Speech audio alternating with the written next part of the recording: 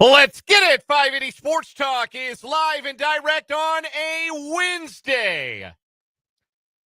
Dan Lucero, Spencer Dupuis with you until 6 o'clock this afternoon on the Sports Voice of Kansas, 580 WIBW FM 104.9, online at 580WIBW.com, and in living color on our YouTube channel, 580 Sports Talk, and our Facebook page, WIBW News. We're on following a Royals loss. Boys in blue unable to complete the sweep. They lose 8-7 to the Nationals this afternoon after winning last night. 2 out of 3 ain't bad, but it ain't enough. It stops being enough when everybody else around you in the wild card race is winning frequently, and that has been the case. Royals didn't gain any ground with their 2 wins the last 2 days, and we'll see if they lose any ground after a loss today. They trailed 5-0 before they swung the bats, rallied to tie it at 7. Frankly, a game they, in equal measure, did not deserve to win and should have won. And if you watched all 9 innings, it makes a lot of sense because the pitching was so bad. I thought Denny Matthews was going to retire from broadcasting after the first inning of that baseball game. I thought he was so disgusted by the sport of baseball that he was going to hang up the headset for good watching Seth Lugo and Jake Irvin in the first inning or first 2 innings of that game. It was hysterical. The result, not very funny, as Seth Lugo gets bombed for the second straight outing and continues to struggle since signing that 2-year contract extension. But credit the Royals. They clawed back, scored 7, could have scored a ton more if not for some critical double plays in some run-scoring situations early in the game. Tied it in the 8th, but Carlos Estevez, who's had himself a rough second half, gives up the go-ahead run with a 2-out single to Dalen Lyle in the 9th, and that's how the Nationals have the winning margin, 8-7, the final score. We will talk more about that Royals game in a top of the 5 o'clock hour segment. We've got a jam-packed final hour and a half here on 580 Sports Talk. Mitch Holthus is going to join us for a training camp report. That's coming up at 5:25. Training camp reports brought to you by Hy-Vee and Zurich Credit Union. It is the final day of Chiefs training camp. So with camp breaking today, Andy Reid spoke. We'll hear from him. We'll continue our Chiefs countdown to kickoff, 23 days away from Chiefs Chargers to open the season. We'll do some headlines, but we've got Tim Fitzgerald of GoPowerCat.com standing by as well. And we want to talk to Fitz for his weekly visit.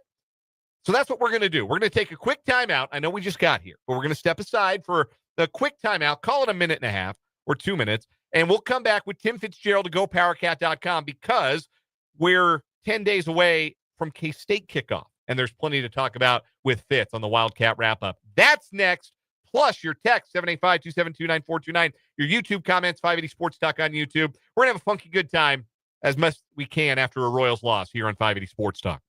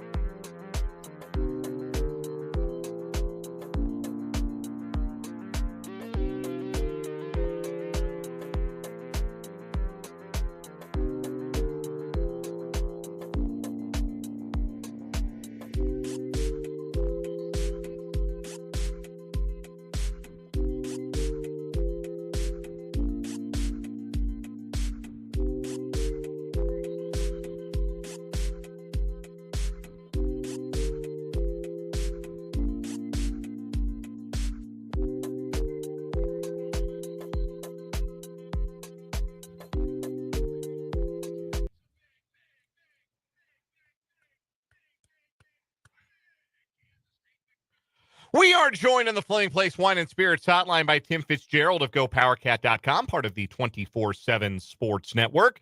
Fitz and the crew cover the Cats like no one else. Be a VIP subscriber over at 24/7 Sports to get all of their inside info with 10 days left until K-State kicks off the 2025 season in Dublin against Iowa State. Fitz, the question on everyone's mind, are you packed yet? You know, it's funny you say that because I've been packing for about a week. Like, I just randomly think of something that needs to go and I put it in the pile. And then I change what's in the pile and I change what I want to take. I've become obsessive with it, Dan. How'd you know? had an idea. Just want to double back, make sure that things were progressing at the very least on that front. No, you leave on Sunday. We'll be talking to you from Dublin next week, hopefully from a stool at a pub and not the floor of a pub. I guess it depends on when I call. Yeah, and the problem is, like if I did my normal time, it would be like 10:30 over there. Right. I'm just telling you, I'd be on the floor. There we go. I appreciate that we can be honest with each other, Fitz. It's one of the many things I enjoy about having you on the program. Tim Fitzgerald of GoPowerCat.com is our guest. Fitz, we got to hear from the coordinators earlier this week. Matt Wells, Joe Klanderman spoke with the media yesterday, in fact. And I want to talk about some of the comments. The first thing, Matt Wells talking about the growth of the backfield. Avery Johnson, Dylan Edwards, both of those guys have to be better than they were in 2024 for Kansas State to hit their marks as a team this year. Sky's the limit for both guys, we know talent-wise, but what do you think is the biggest factor? And you can answer one for both guys, Avery and Dylan. The biggest thing those guys both have to do to have the kind of seasons this team's going to need them to have in 2025. I think Dylan has laid the groundwork with a better knowledge of the playbook, and he said he feels so much more comfortable out there every time. You know, he's not having to run the play through his head. He just knows. He just reacts, and that's really good. That was holding him back a little bit last year. We talked about it a lot, and I think just being himself now that he's comfortable with the system, just go be Dylan Edwards, and he talked about that. And he needs to get back to doing his own thing and playing his style. I think we saw it in the bowl game. Avery knows he has to make better decisions, and not just where to throw the ball, but when to tuck it and run, when to not.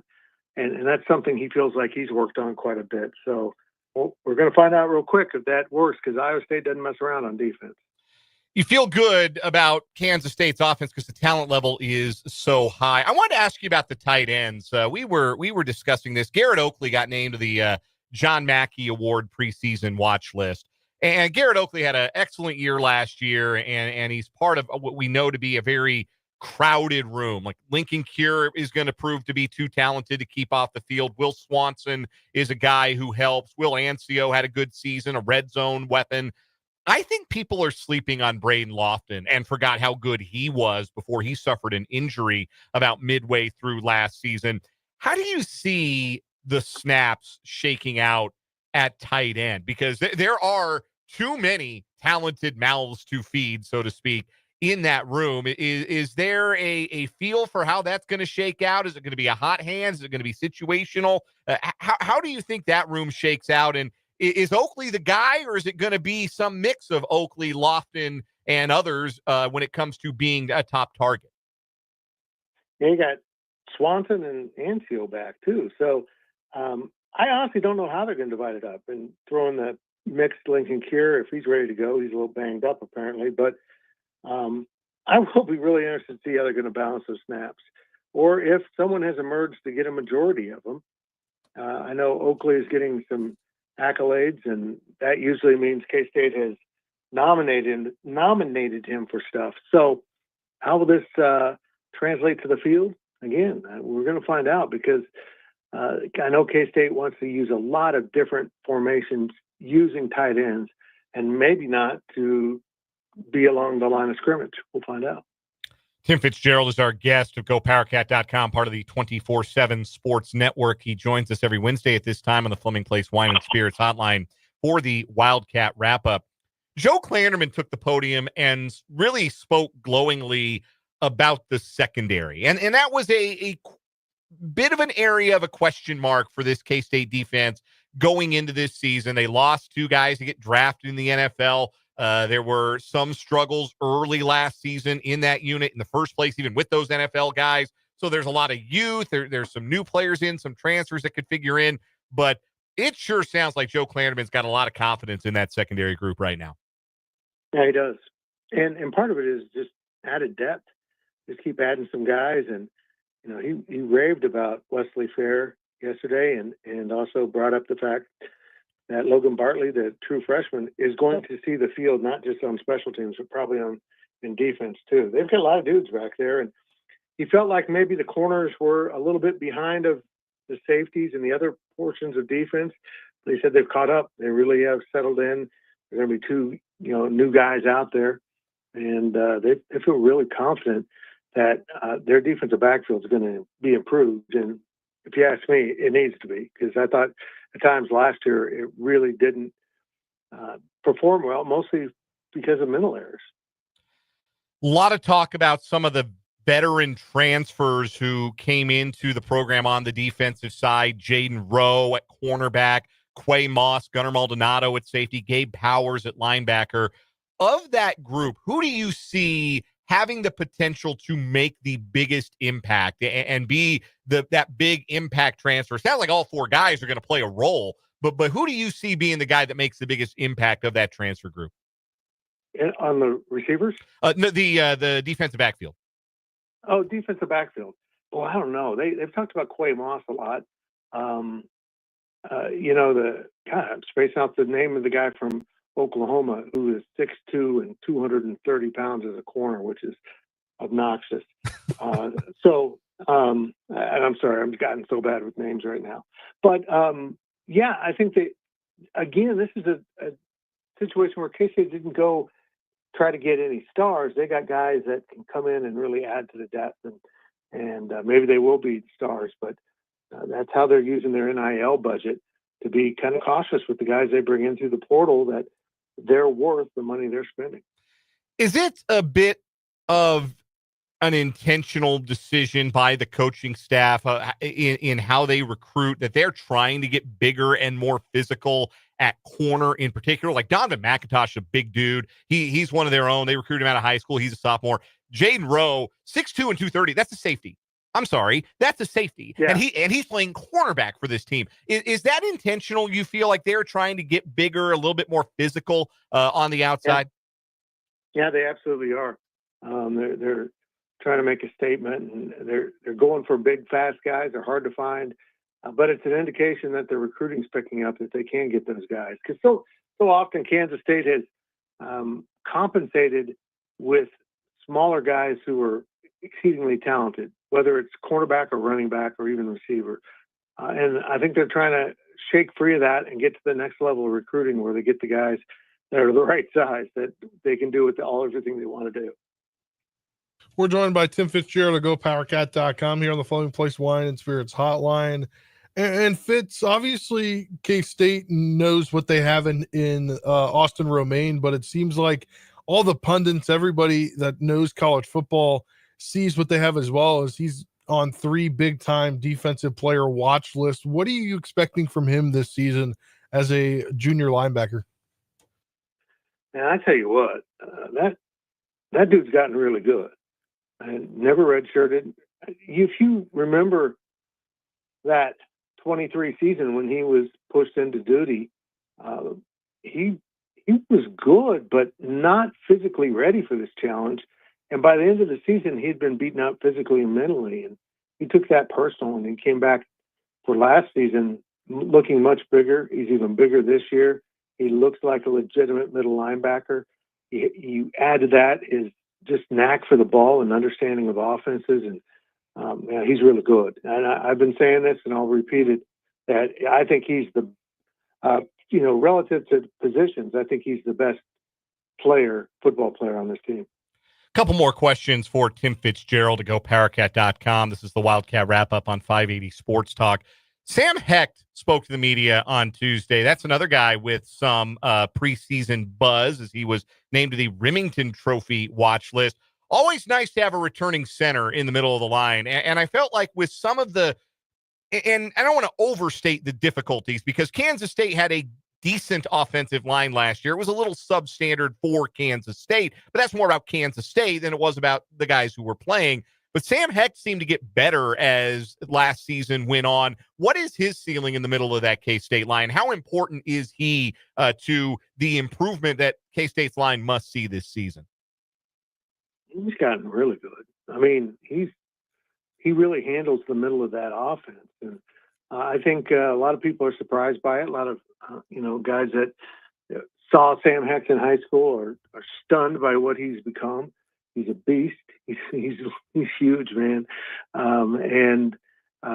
Just a great football player. Chris Kleiman pointed this out, and I hadn't really stopped to think about it. Every one of his starting centers since he's come has been a walk-on. And they've developed those guys and brought them into play, and it's worked. They'd like to do it through recruiting and get a guy, but boy, you're not going to find a guy much better than Sam Hecht. He really is an outstanding offensive lineman.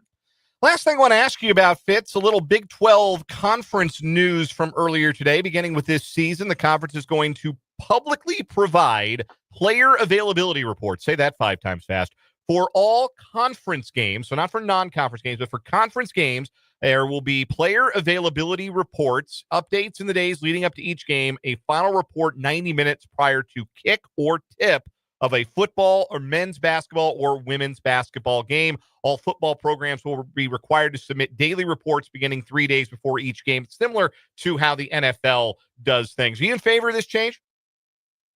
It's one of those things that I've never really had a passion about it, but I think the fans are going to love it. They'll know exactly who's going on, probably not going to play. It honestly makes our job easier. We'll get a report, I believe, on Wednesday, and then the final report 90 minutes before kickoff. But I got to say, this is a conference game, so we'll get that when we're in Ireland. And if nobody is out with Guinness poisoning, I'm going to be really disappointed in both of these schools. Are you foreseeing where this becomes a little bit like hockey and teams just say upper body injury, lower body injury? They're going to still try to be cagey about it? Yeah. Oh, yeah. They're going to have to be. And it's a shame because people will go after, if you say knee, ankle, that's where you're going to get hit. That's just the nature of the game. And it kind of sickens me that people go out there and try to aggravate injuries instead of just playing ball, but they do. Some guys will actually, just zero in on that and try to accomplish something. And so I think we will see, just an upper lower body, possible, other things. I don't know. I'll be interested to see how coaches handle this because this is radically different for college football. Well, we're going to find out next week because there is a conference game, and it's Kansas State, and it's Iowa State, and it's in Dublin. And we'll be talking to Tim Fitzgerald about that next week here on the Wildcat Wrap-up on 580 Sports Talk. Fitz and the crew cover the Cats at GoPowerCat.com, part of the 24/7 Sports Network. Fitz, we'll talk to you from the Emerald Isle next week. Look forward to it. Thank you, buddy. That is Tim Fitzgerald. We'll take a timeout, come back, wrap up this hour, 580 Sports Talk.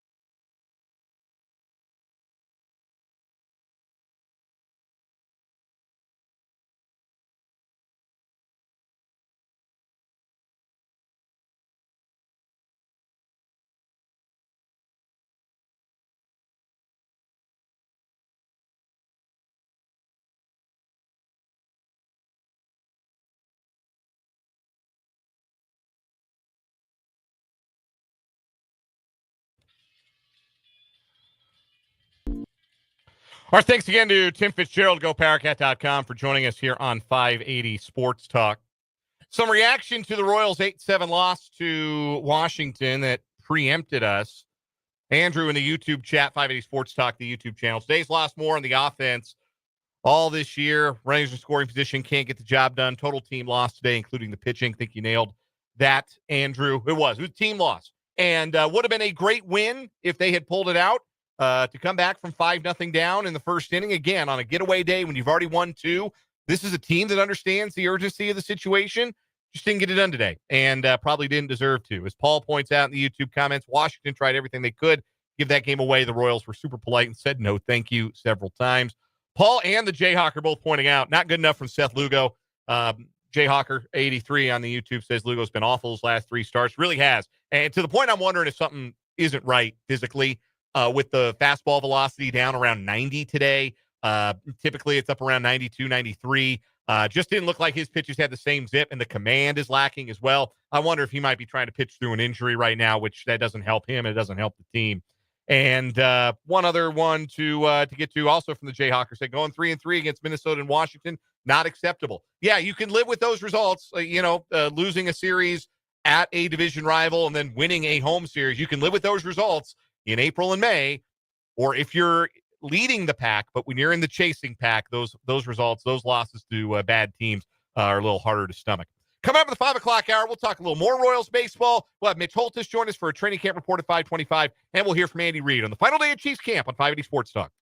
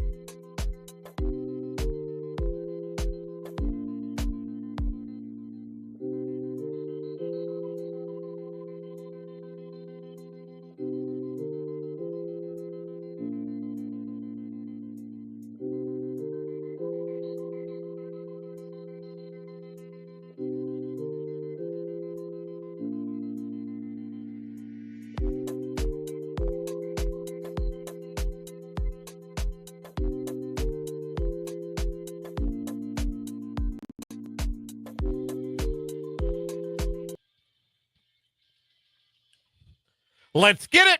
Final hour of this truncated edition of 580 Sports Talk on this Wednesday. We are with you until 6 o'clock here on the Sports Voice of Kansas, 580 WIBW, FM 104.9, online at 580WIBW.com, and, of course, in living color on our YouTube stream, 580 Sports Talk, the name of the channel, and on Facebook at WIBW News. I'm Dan Lucero. Spencer Dupuis is across the glass. Brendan Dworzinski is off today. We've got one full hour. We're working halftime today, an hour and 23 minutes worth of show for you on this edition of 580 Sports Talk, a long one between the Nationals and the Royals, and you knew it was going to be because neither pitcher could have found the plate with Google Maps in the first 2 innings. I mentioned it as we were going on the air, Spencer. I don't know if you had a chance to listen. I was listening to the first couple of innings of the game.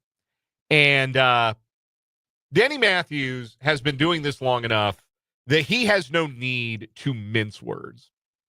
He will say exactly what it is that he is thinking. And also, Danny has been doing this long enough that he's only got but so many more baseball games to do, right? Here, I am not forcing. I hope Danny Matthews does this forever, literally forever, or certainly as long as he wants to do it. I hope he gets to, whenever he leaves, I hope he gets to do it on his own terms. I still enjoy listening to Denny Matthews call baseball games. I enjoy his occasionally acerbic wit. I enjoy his encyclopedic knowledge of Royals history, having been there literally from the beginning. I like Denny Matthews a lot. But I think we can all agree Denny has more games in his rearview mirror than he does on the horizon, right? Like he's in the ninth inning of his career, shall we say. And I don't think Denny appreciated that one of the games he's got left to do in his career looked like that. And that 2 of the innings that he got to call, long may it last, looked like the first 2 innings today, where Seth Lugo and Jake Irwin set the art and craft of pitching back like 2 decades. It was really bad. And Denny was not shy about expressing how bad it was. It was great. It was great radio. Royals gave up a 5 spot before they came to bat, but clawed their way back, tied the game at 7 on a Bobby Witt Jr. sac fly in the 8th, but Dalen Lyles go-ahead single the 9th, providing the winning margin. In case you missed it, Nationals beat the Royals 8-7. Royals were winners last night, 7-4, so they take the series 2-1 and start the homestand on a winning note, but starting to run out ball games here. And it would have been nice to sweep one of the worst teams in baseball, especially when you had an opportunity in front of you to sweep one of the worst teams in baseball. Another bad outing for Seth Lugo. I said it before he went to break there at the end of the 4 o'clock hour. I wonder if he's pitching through some discomfort. We know he had an IL stint earlier this season. Today, the velocity drop was really what alarmed me.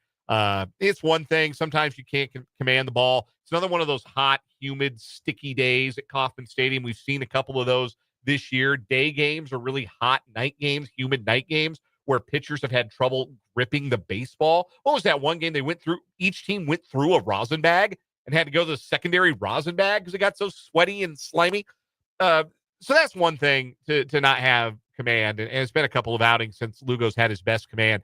But the fastball being down around 90 in the early stage of the game, that was more concerning for me. And it's hard enough to get big league hitters when you're throwing 92 miles an hour.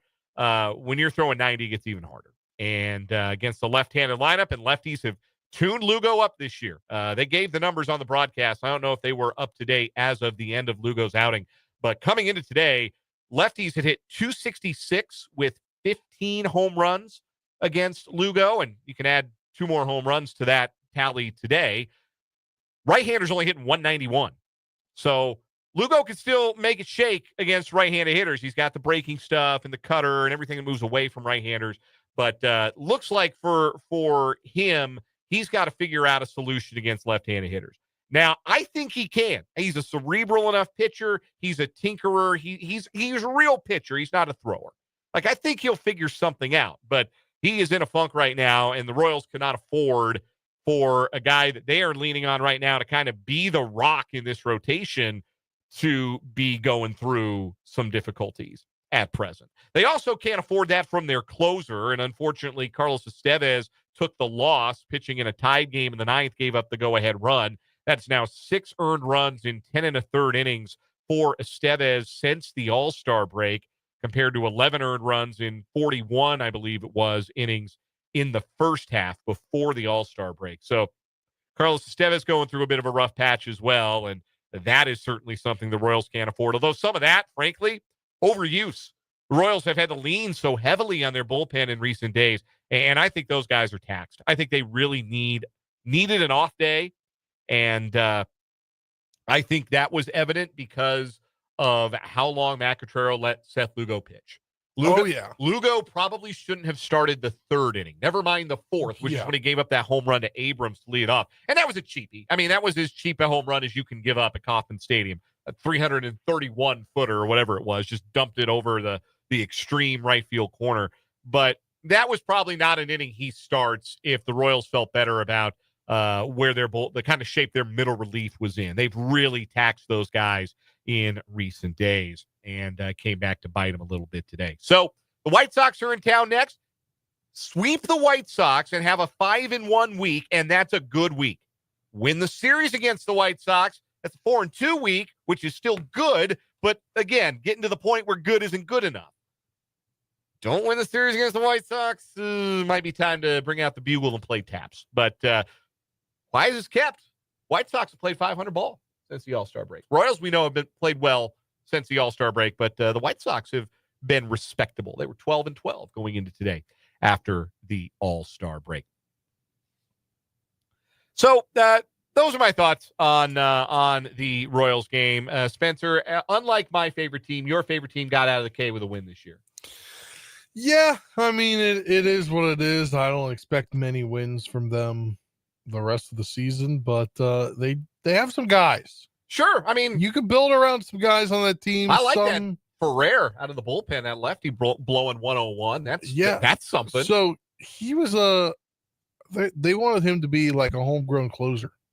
I would say that they should continue to want that. Yeah. Based on what I saw today. I mean, he did allow the tying run to reach 3rd and the 9th, but look, man, lefties who throw 101 do not grow on trees. Yeah, he's one of the few bright spots in that bullpen. He might be the bright spot. At this point, yes. Anyhow, Royals are off tomorrow before they start that series with the White Sox on Friday. Still to come on 580 Sports Talk until 6 o'clock today. We got a training camp report from Mitch Holthus coming up in about 10 minutes or so. Mitch joins us courtesy of Hy-Vee and Azure Credit Union. And even though today is the final day of training camp, we will continue our training camp reports through August 22nd. So you got plenty more Mitch through next Friday and the end of the preseason. And then we'll, of course, have our regular weekly visits with Mitch Holthus the rest of the way through the season. He visits us every Thursday on the program throughout the Chiefs season, and that will continue. So Mitch is coming up in about 10 minutes. We'll also hear from Andy Reid. We'll play his remarks on the day that camp breaks. He was in a good mood. Everybody's in a good mood because training camp is over. So everybody was in a good mood. And he talked about camp. He talked about who's going to play and who's not going to play in the preseason, in the second preseason game. And he talked about his tight ends podcast. Yes, which he did. I guess they're dropping an episode here in 45 minutes. A lot of people are going to watch. 44 minutes and 39 seconds. There we go. Something like that. Something like that. Yeah. So you'll get his thoughts on all of that coming up in just a little bit. But let's get to some 580 Sports Talk headlines. We sort of nodded at this earlier when we talked to Tim Fitzgerald in the 4 o'clock hour. But the Big 12 Conference announcing today that they will begin player availability reporting for football, women's, and men's basketball, beginning with this coming season. Big 12 football programs will be required to submit daily reports on player availability beginning 3 days before each game. Men's and women's basketball teams will update their availability reports the night before each contest. There will be updates 90 minutes prior to kickoff or tip-off of those player availability reports. You'll be able to find them all at Big12Sports.com. These will only be for conference games. So KU does not have to put out a report for their game against Fresno State next Saturday. K-State will have to put out a report for their game against Iowa State because it's a conference game. Student athletes must be designated as available, probable, questionable, doubtful, or out for football. Basketball designations will be available, game time decision, or out.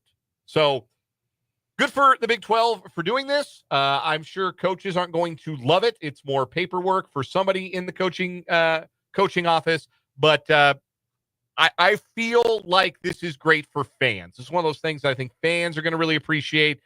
There's also the unspoken gambling element of this that is a big part of the reason why these things are becoming more available, let's be honest.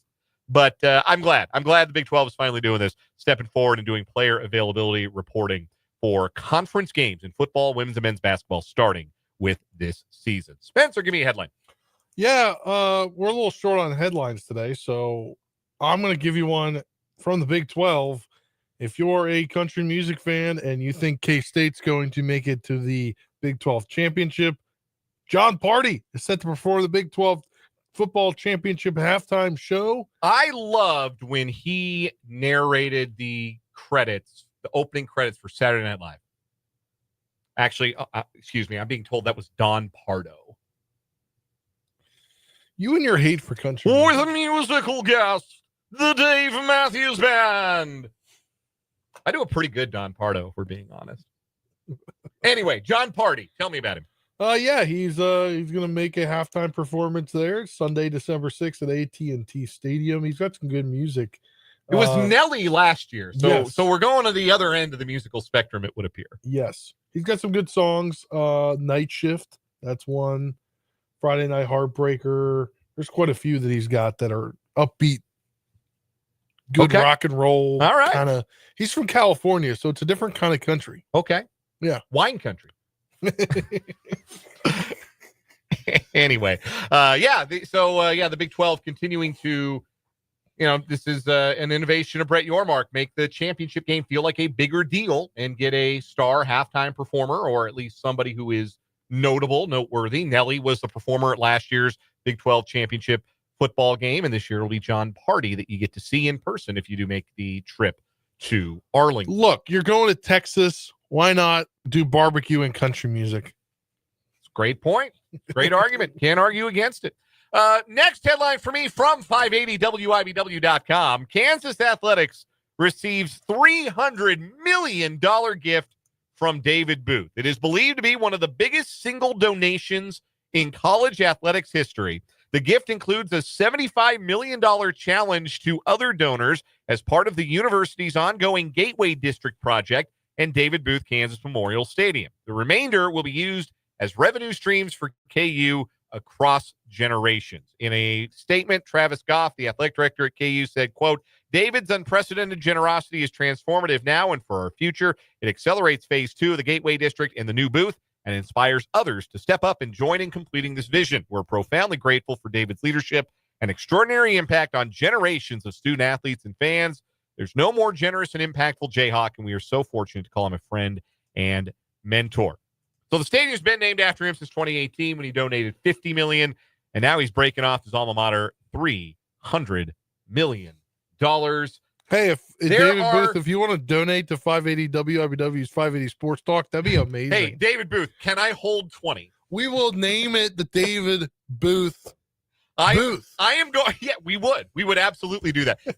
Mr. Booth, sir, I am going to Lawrence tomorrow. Will you buy me a box combo at Raising Cane's? I'm going tomorrow for KU Football Media Day. Yes, David, box combo, please. Extra sauce, no slaw, extra toast, lemonade, light ice. As God intended. You got another headline? Yes, I do. I got a few NFL news and notes here. First, we'll start with the biggest of the day. James Cook and the Bills reach a 4-year, $48 million extension after the running back was holding in at Bills camp. This contract will link him to the team through 2029. So he gets a big payday and he's going to go out to the practice field and not hold in, which is big for obviously Bills fans because James Cook, Big for the Bills. He's their best Big for the offensive player, not named Yes. Josh Allen. Yes. Other news and notes from around the league. Dolphins Chop Robinson was carted off the field with an injury. He later posted to social media, quote, "I'm all good, y'all. Nothing serious." So that's good to hear. Browns quarterback Shedeur Sanders has an oblique injury and is unlikely to play Saturday after he wowed the Browns fans in game 1 of the preseason, but was still 4th on the depth chart. So Shedeur Sanders won't be able to move up or down the depth chart this week.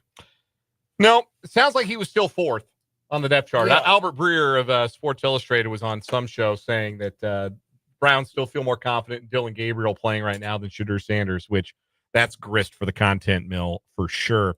One more headline for me today. The Pollad family announced today that they will not be selling the Minnesota Twins. They've owned the Twins for 4 decades, and over the past several months had explored a sale. They had a buyer, Justin Ishbia. He ended up backing out, purchasing a stake in the Chicago White Sox. The Pollad family released a statement today saying, quote, "After a detailed and robust process, our family will remain the principal owner of the Minnesota Twins. We are in the process of adding 2 significant limited partnership groups, each of whom will bring a wealth of experience and share our family values." So the Twins dumped their entire roster, had this fire sale to save money for the same people to keep owning the team. Yeah, it sounds dumb. That sounds like Major League Baseball, though. That would make me so mad. If I were a Twins fan, I'd be spitting mad. Why is it whenever there's like sports business news about teams, it comes in like two or threes? It's true. Because Tom Dundon, the owner of the NHL's Carolina Panthers, is buying the Portland Trailblazers. Yeah, that was announced today too. Yeah, that is weird. That they're going to stay in Portland.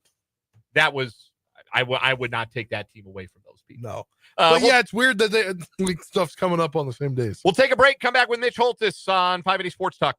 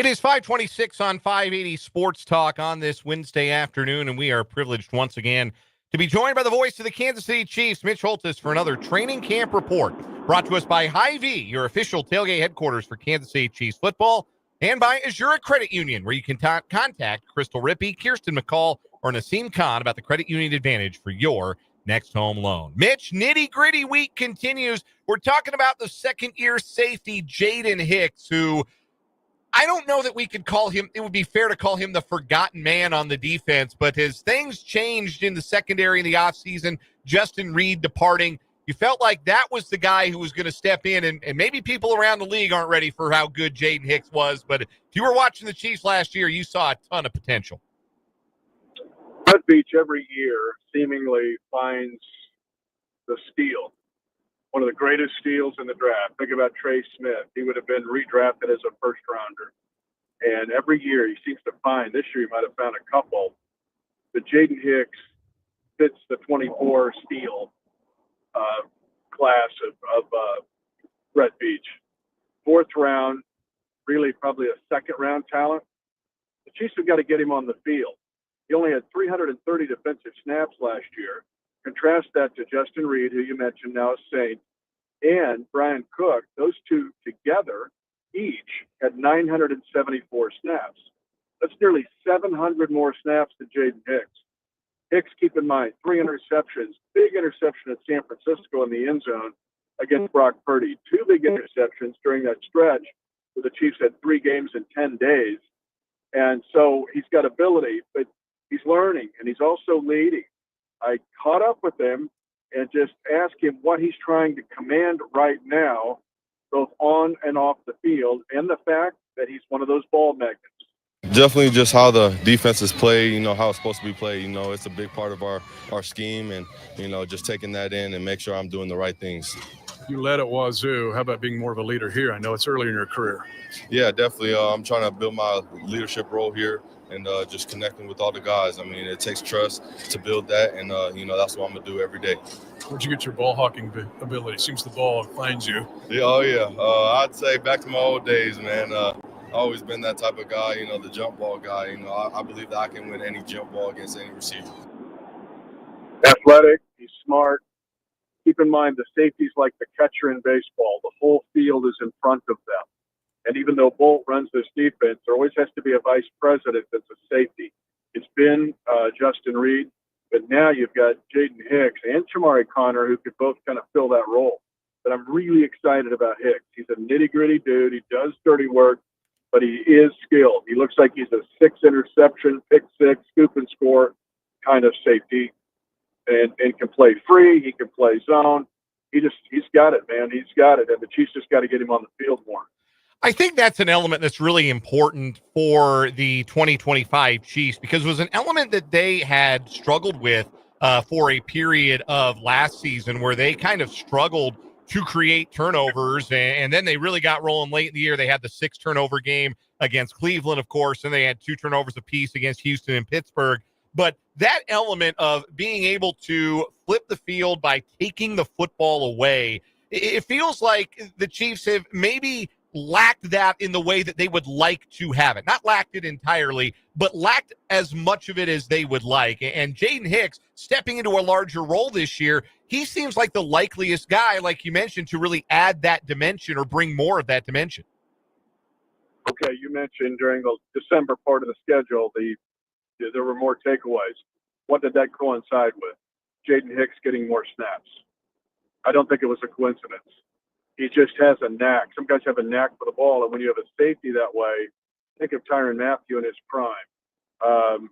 Other great safeties, Ed Reed and others, they're not only tacklers, but they have this air defense system to try to go get the football. I'm going to tell you when I saw it in Jaden Hicks last year, and it's a sneaky thing. Guess who the personal protector on punt is for this team? Personal protector. Is it Jaden Hicks? Punt. He's the one that stands. Yeah, it's Jaden Hicks. So you have the punter, and then you got the guy that's about, the punter's 15 yards from the snapper, any level. Topeka West, Hayden, K-State. But then about halfway there is the guy that's calling he makes the line calls. He makes sure you're in the right protection. and then calls the cadence. That was Jaden Hicks last year from the get-go. And that's a big job that people they just kind of overlook it. Like, okay, we got 11 guys on the field. But when you survey your football coaches, when you guys start doing how important the personal protector on fun is, and the Chiefs put that in the hands of a rookie last year in Jaden Hicks. So it tells you, and he's still in that role, by the way, it just tells you what this team thought of him and his ability to process and being smart and tough all at the same time. I think he's destined for being a Pro Bowl type. Not this year, but he's one of those guys that could be a multi-time Pro Bowler by the time his career's over. And Mitch, talking about Hicks specifically, he made a great play in the first quarter of the preseason game, just eyeing down Kyler Murray on that drive and making a great interception, being in the right place at the right time. Is that something that we're going to see from him in the future? I think so. Now, and keep in mind, he was playing kind of zone in that. We play a lot of combo man zone. A lot of teams do now. That's where football is kind of really. Are you in zone? Are you in man? Well, you're in a lot of combo or a lot of matchup type coverages, and so that's where the intelligence of Hicks comes into play. And I would say, looking through the DB, he's probably the best zone defender on this team, and that takes some knowledge and understanding of who comes into your zone. It's just like basketball. Where do you pass a guy off? Do you know where to pass him off? Oh, I'm going to stay with him and run with him all the way over this over route. Well, that's Hicks. He's just ahead of the curve on it, and that play wasn't a mistake. Bad throw by Kyler Murray, but again, the ball seems to find Jaden Hicks. Our guest is Mitch Holthus, the voice of the Kansas City Chiefs. This is a training camp report on 580 Sports Talk, presented by Hy-Vee and Azura Credit Union. Mike Bradway, the assistant general manager of the Chiefs, spoke yesterday, and one of the things he talked about, and he was talking about it in the context of the wide receiver room, but talks about putting it together like it's a basketball team and having guys who complement each other skill-wise. Does that translate a little bit to the safety group, that this group of safeties with Brian Cook, Jaden Hicks, Jamari Connor, Mike Edwards, you can throw some versatile guys in the mix like Chris Roland Wallace, who could play back there as well. Do you see that as being a position where the Chiefs have tried to assemble some complementary skill sets where not all of the guys are the same kind of player? It's one of the biggest mistakes. You could do a whole show on this, or at least a couple hours. It's the biggest mistake one of the biggest mistakes that is made at any level in any sport. And that is, and you need athletes, but I can become so enthralled with athletic ability that I end up with a team of guys doing all the same thing. You see it in baseball. You'll see it really in basketball, particularly in this day and age when you're out buying dudes. And sometimes you got to take a guy that maybe isn't as highly rated, but he's going to fill a niche for you. And the same with football. So your point is a very good one. It extends beyond the Chiefs, extends to the NFL, beyond professional football. Like it goes into these other sports. But the fact that McGuffey's brings a little bit different skill set than Jamari Connor, who's on the verge of stardom as well. You got Connor and Hicks as a duo of safeties that could be, I don't want like Seahawkish and the teams, like those Legion of Boom Seahawk teams. Those safeties were incredible. Same thing with the Ravens of the 90s, 2000s with what they had. Connor has that kind of potential, and so does Hicks. But even those two guys complement each other, where if one has a slight deficiency, that's the other's strength. So the point you make, excellent question, that it's really something that I see in all sports that is mishandled, because you have replication and you don't have a puzzle. You just have a bunch of pieces laying on the floor. This may not be an answer that is specifically Jaden Hicks, but you did talk to him about trying to show some leadership or expanding a leadership role as he expands his playing time. When you think about the Chiefs secondary over the course of this dynastic run, they have been fortunate to have some leadership that has provided some swagger, some attitude in the defensive secondary. Obviously, the recently retired Tyrann Mathieu is a great shining example of this. L'Jarius Sneed, his final year with the Chiefs, where he really came into his own as one of the best in the league, he brought that attitude, that swagger to that defensive backfield. Who do you see with this group bringing that kind of attitude. It may be a quieter or a swagger expressed in a different way, but who do you see as the guy who is that tone setter? Because I think you need one in the secondary. You do, and it's usually should be a safety, because I just mentioned to you, a catcher is so important in baseball. He's the only guy on the field that's on the defense that sees the whole field. Well, think of the defensive team. Now, Bolt runs this defense. He's got the green dot, but his back is to the back third of the defense. He doesn't see it. The safeties see everything. The corners many times are dropping into coverage, or they got to leave and flee with a guy depending on the coverage you're in. So your safeties are the guys that you would love to have in that role, and that's why I'm telling you tonight. That's why I featured Hicks tonight for that very reason. That he's just tough. But two, Jamari Connor fits that role. He had that role at tack. Now he's quiet. He's not a yell at you kind of guy. Tyrann Mathieu, I loved him, but man, his ability started to really slip. He was missing plays in 21, and so it's hard to bark when you can't go get the bird.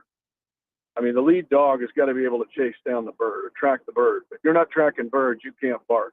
And so you've got to have game. It's why some of the great safeties, and I keep mentioning Ed Reed or those Seahawks safeties, that were that way. They're going to lead, but they're going to chase the bird and find the bird you didn't think you were going to find. And so that's what I think potentially the Chiefs have in these two guys, in Connor and Hicks. Mitch Holthus, the voice of the Kansas City Chiefs, joining us here on 580 Sports Talk. This training camp report brought to us by Hy-Vee, your official tailgate headquarters for Kansas City Chiefs football, and by Azure Credit Union, where you can contact Crystal Rippey, Kirsten McCall, or Naseem Khan about the credit union advantage for your next home loan. Mitch, training camp is over, but the training camp reports are not. What are we privileged to hear about tomorrow? Well, he doesn't have podcasts with like the most famous entertainer of all time, but he's really important because he does the dirty work. That's where we're going tomorrow night. Looking forward to it. Mitch, thanks so much for the time. We'll talk tomorrow.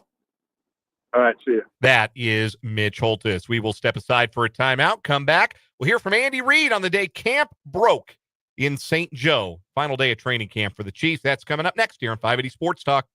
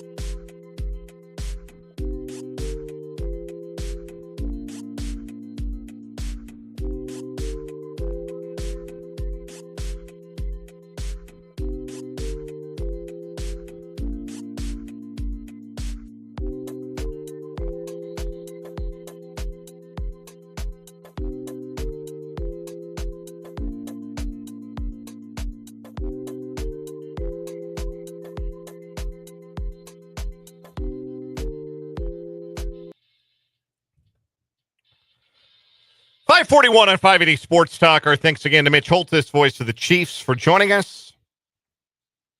Training camp is over. Finito. They can leave St. Joe. They can pack their things, get out of their dorm rooms, get back to their homes, tuck in maybe at their houses tonight, turn on the New Heights podcast on YouTube.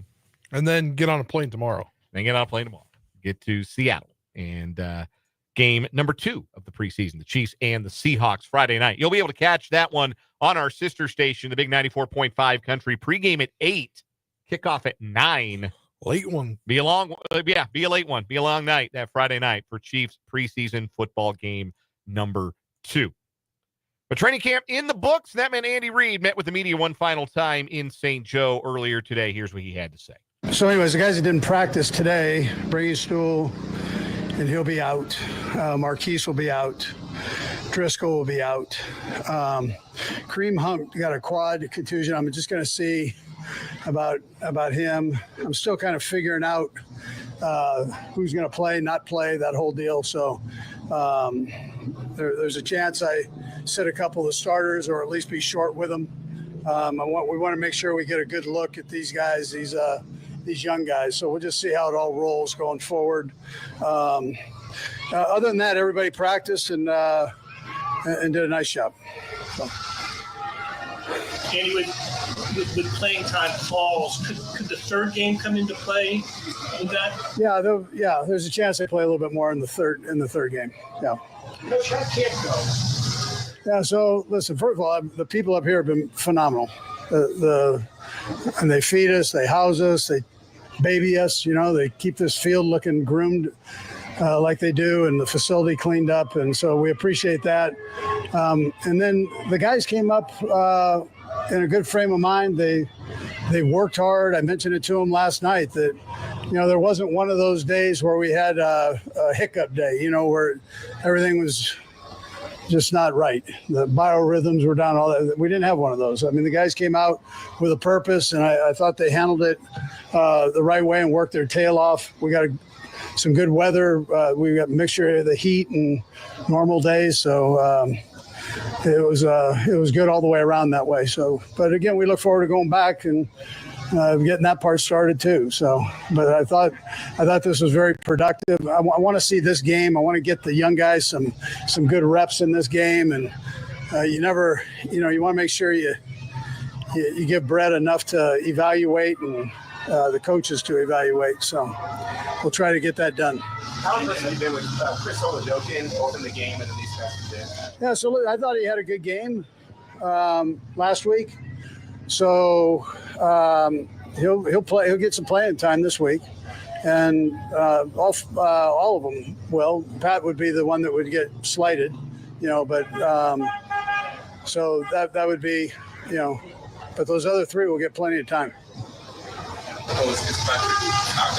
Well, we'll see. There's a good chance he doesn't, but we'll see how it goes. What do you mentioned? I know reps are important for anyone who gets them, but left side of the offensive line, Kingsley and Josh, new spots for new players. Yeah. How important do you think their reps this time? Yeah, I think it's important. Yeah, I think every snap they get, practice included, is important. There's got to be a chemistry that they develop there, and that takes a little bit of time. So, so it's not just being able to block your guy. All the games involved and blitzes involved and communication. You gotta play with each other to know that. So, yeah. Something made about Josh giving away. Pass with on base on his sets. Is that something you guys talked about after that game? You always look at that. I mean, you look at it at every position, quarterback included. I mean, you want to make sure that you're not giving anything away, and that's a battle. And these guys, we train them that way so they can evaluate themselves too. And maybe one thing sets up another thing. So, Andy, you said previously that you met Taylor before she began dating Travis. The announcement of her being on, the Brothers podcast today, and obviously announcing the album. Any excitement? Any chance you'll get a chance to view the podcast later today? No, but listen. I'm like really old, Nate. My grandkids will be all over it. So I'm happy for them. Yeah. Both of them, like each other, and that's what a plus that is. They care about each other, and that's I think that's the most important thing. The older you get, you want these guys to have somebody they can settle down with and that whole deal. And so, I think it's a neat deal for them. Yeah. Both of them. On that non-football Travis front, the big GQ article came out yesterday. I'm just missing. You didn't probably read that whole thing, but I don't know if you saw the photographs holding snakes and alligators. It's great to be young, man. That alligator was 175 pounds or something. They made him hold it for quite a while, it looked like. So I'm not sure who was madder, the alligator or Travis. But. Serious question about campus. No hiccup days. You rarely have hiccup days up here. What do you kind of attribute that to, the way this kind of camp works? Yeah, I would tell you the senior leadership on the team. You got guys that don't miss practice, that have been around. I mean, take Travis. We're talking about Travis. Take Travis. He don't want to miss a rep, let alone a practice. So that goes a long way. You don't have to say much as a coach when you're, the Pat Mahomeses, Chris Jones, Bolton. I mean, these guys, Juju, these guys don't want to miss. They don't want to miss a day.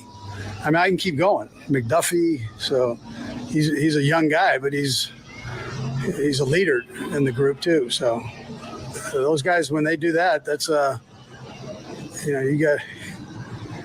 you miss, you better be really hurt. That's how it goes. So that was Andy Reid earlier today, wrapping up Chiefs training camp. A training camp low on injury, which is always good. Low on drama, which is always good. And they all get out before they all have to answer questions about the New Heights podcast. only Andy and Patrick had to answer those questions today. And nobody's going to ask them Friday night after the preseason game in Seattle. It'll be old news by then. Well, somebody might ask Travis, but maybe Travis if he's there, if he's still in the building by the time the game is over. Yeah, he'll get asked about it next week. I had to laugh, and I always laugh when they do this. You watch the preseason games, the 65 TPD production. Yeah. Say the in-house production studio is who, they make the decision, camera angles, what to show, what to talk about, graphics, all that stuff.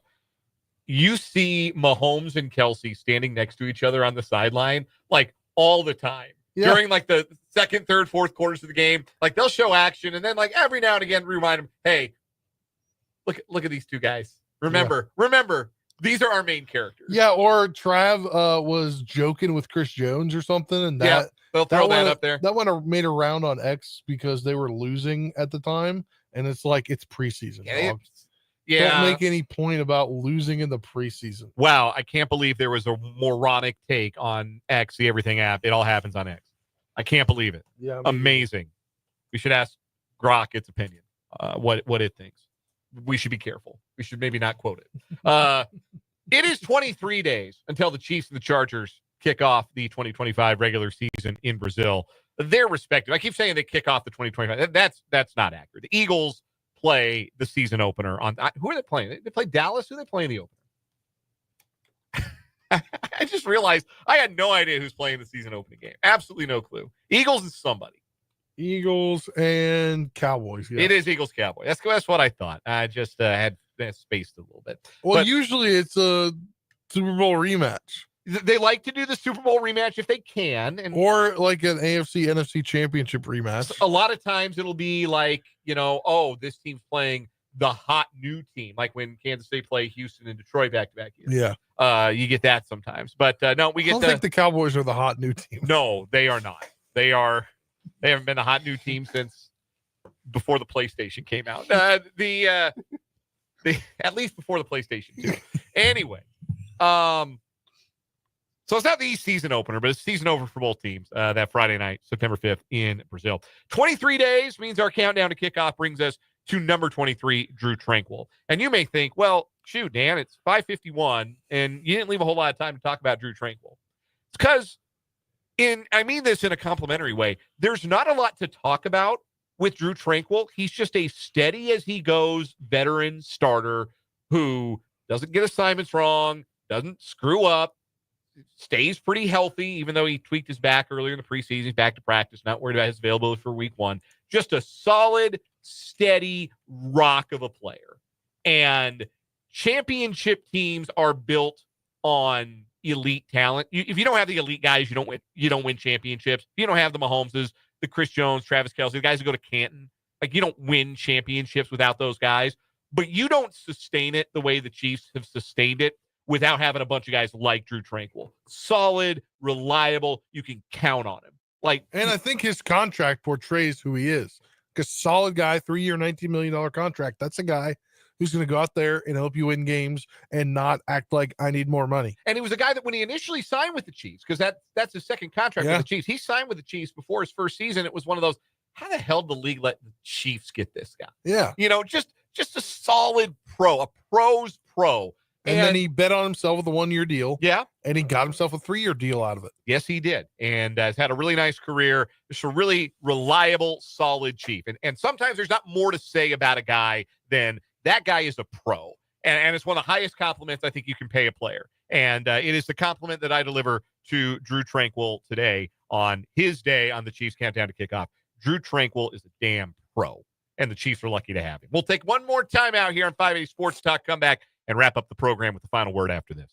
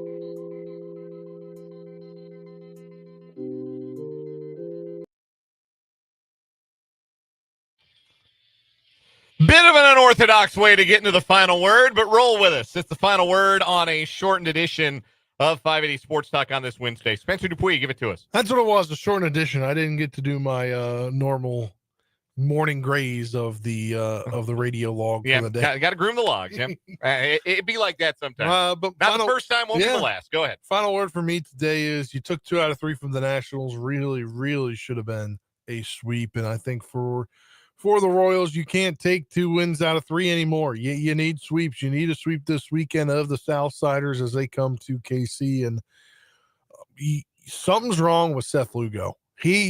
I think we'll see an IL stint before the week's over for him, unfortunately. And I don't know what that means for Bailey Falter. Does he rotate back into the rotation? Who knows? It's to be seen. But that also coming out earlier today that Bailey Falter officially out of the rotation with Michael Lorenzen coming back in Saturday. So be interested to see what Lorenzen can bring back because he didn't have great starts in AAA. The Royals lose today. It was not necessarily Vinny Pasquantino's fault. He did ground into a double play early that was in a crucial spot and cost the Royals a run, but he drove in 4 runs after driving in 5 the night before. It was a big day for Vinny. He's now up to 80 runs batted in and 22 home runs on the season. He's in with a chance at driving in 100, which he very nearly did last year and surely would have had he not had the thumb injury at the very end of the month of August. There's an interesting conversation to be had as Vinny Pasquantino makes his way towards being arbitration eligible, which he will be in the next season. If he's a player that the Royals view as a long-term piece, he's not a spectacular first base defender, so he's not giving you much outside of the bat. And to be fair, it is an above-average bat, but it is certainly not an elite production bat at first base. That being said, he's a fan favorite. He's really well-liked and clearly well-respected in the clubhouse. And I think he is the kind of player that the Royals might want to look at, not a long-term 10-year Bobby Witt Jr. type of contract, but maybe buying out the ARB years and getting an extra year or 2 in Vinny's early 30s to make sure that first base is spoken for. Because I do think he has improved as a hitter this year. And if he does become a 25 to 30 home run guy, those don't grow on trees. So it's an interesting conversation, and one certainly we'll have at greater length in the offseason. We're back tomorrow from 3 until 6. For Spencer Dupuis, I'm Dan Lucero, and this was 580 Sports Talk. Good night.